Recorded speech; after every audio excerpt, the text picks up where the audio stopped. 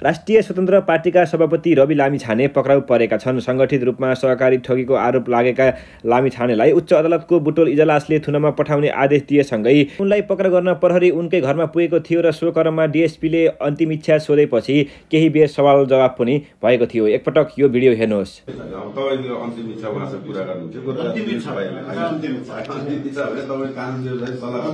यस्तो शब्द बोल्नुहुन्छ, अन्तिम इच्छा भन्ने शब्द बोल्दै हुनुहुन्छ। यसको शब्द हैन सर, नो सर। तपाईले बोल्नु भएको अहिले अन्तिम इच्छा भने चाहिँ के हो सर? यो भन्नु त। जानलाई चाहिँ अन्तिम इच्छा भने त त्यही हैन त। त्यस्तो बोलिदैन नि सर। सर डेढ साहब हुनुहुन्छ। अन्तिम इच्छा भन्ने हुन्छ सर। एउटा पक्राउ गर्न आएको मान्छेलाई अन्तिम इच्छा भन्ने हुन्छ। त्यस्तो हुँदैन नि सर। त्यस्तो हुँदैन नि सर। सर अन्तिम इच्छा एउटा हैन, अदालतले दिएको आदेश, अदालतले दिएको आदेशलाई अन्तिम इच्छा भन्यो सर। एउटा डीएसपीले एउटा पक्राउ गर्न आएको व्यक्तिलाई अन्तिम इच्छा भन्दै हुन्छ उहाँले। हजुरको अन्तिम इच्छाको शब्द यही हो। पक्राउ पर्नु अघि रवि लामिछानेले एक भिडियो सन्देश जारी गर्दै आफ्नो गिरफ्तारी प्रक्रियाप्रति गम्भीर आशंका व्यक्त गरेका थिए। सम्पूर्ण आमा बुवा दाजुभाइ दिदीबहिनीहरू, मेरो घरमा प्रहरी आएको छ। मैले समाचारबाट उच्च अदालतको आदेशबारे थाहा त पाएँ, तर बिना कुनै कागज अहिले यतिखेरसम्म मलाई केही पुर्जी पनि दिएको छैन, कागज पनि दिएको छैन। मेरो घरभित्र आएर बेडरुमभित्र आउनुभएको छ। मैले सार्वजनिक पनि गरिसकेको छु। अब यसरी तैनाथ उताबाट आदेशभन्दा पहिले तैनाथ हुने यो सबै चिजले एउटा ठूलो आशंका सृजना गरेको छ।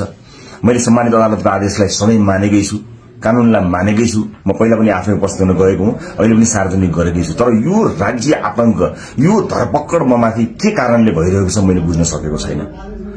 भोलिको चितवनको कार्यक्रमलाई निरन्तरता दिनु होला।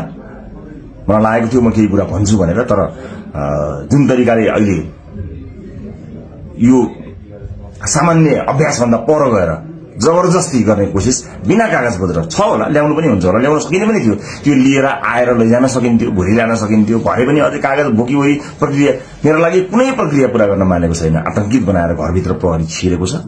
म यसै पनि गिरफ्तारी दिन्छु भनेर बसेकै छु। जे होस्, आम नागरिकले सब चिज हेरिरहेका छन् भन्ने मलाई विश्वास छ। न्यायको लडाई म एक थोपा रगत रहुन्जेल लडिरहन्छु। यहाँले साथ दिनुहुनेछ भन्ने विश्वास मैले लिएको छु। मैले कुनै गल्ती गरेको पनि छैन, कुनै अपराध गरेको पनि छैन। तर संसारकै सबैभन्दा ठूलो अपराधीलाई जस्तो ममाथि गरिएको यो व्यवहार आम जनताले हेरिरहेका छन् भन्ने मैले विश्वास लिएको छु। म धेरै केही भन्दिनँ। म सम्मानित अदालतप्रति अझै पनि आशा र भरोसा राखेर कानूनी प्रक्रियामा सघाउनको लागि परिरहेको छु। यो दुनियाँका जति पनि न्यायालयका ढोकाहरू छन् ती सबै ढोका ढकढक्याउँछु आफ्नो न्यायको लागि। र मलाई थाहा छ यहाँहरूले सबै कुराको साक्षी बसेर हेरिरहनु भएको छ होला भन्ने मैले विश्वास लिएको छु। म यति जानकारी मैले दिनु उपयुक्त ठानेर मैले यो भिडियो रेकर्ड गराएको छु।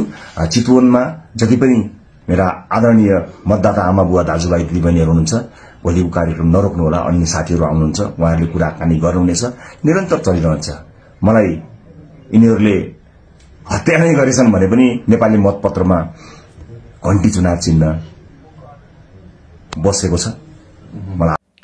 उच्च अदालतको आदेशपछि शुक्रबार राति लामिछानेको घरमा पुगेको प्रहरी टोलीले बेडरुममै पुगेर पक्राउ पुँजी लेखेको बताउँदै राष्ट्रिय स्वतन्त्र पार्टीले त्यसलाई अनौठो अभ्यास भएको बताएको छ।